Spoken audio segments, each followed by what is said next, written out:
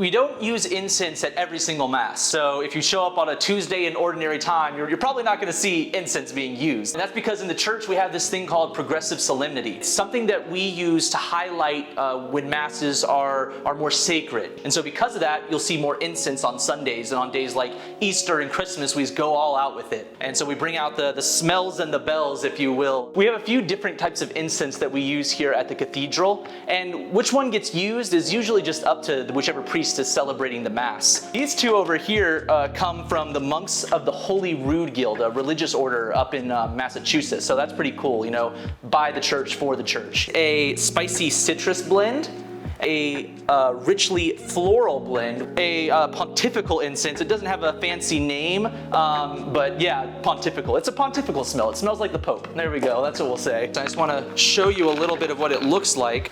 Inside of the incense here, we have a few different things that you can see. You can see a couple of different rocks and minerals that are easy to burn once they get on the coals, and then some different shavings from different types of wood to also give it that, you know, extra scent and that extra burn once it's all on fire. On this stand, we have what is known as the thurible. So this is what we use to incense everything up on the altar during the Mass. We have a few charcoals that we light before we need to use them. Once we come to the point of the Mass where we need to use incense, we'll take the boat, which is where we keep all of our incense while the Mass is going on. And the priest or archbishop or whoever is celebrating the Mass will just take, you know, a spoonful, or if you're Monsignor, probably about 6 or 7 spoonfuls. And then you'll just pour it right on top of those lit coals in there, and it'll just smoke on up. Within the Mass itself, there are different times that the incense gets used. The first time is at the very beginning, the incensing of the altar and the incensing of the cross.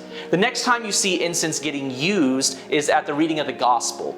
The next time that you see it during the Mass will be during the offertory. Once all the gifts have been brought up and set onto the altar, it goes around the altar again, doing the exact same thing as at the beginning.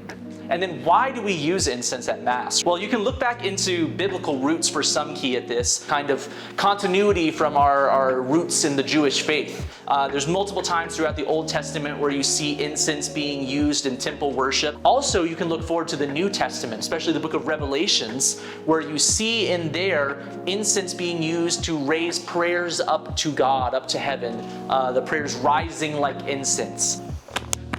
I can sniff this all day, y'all.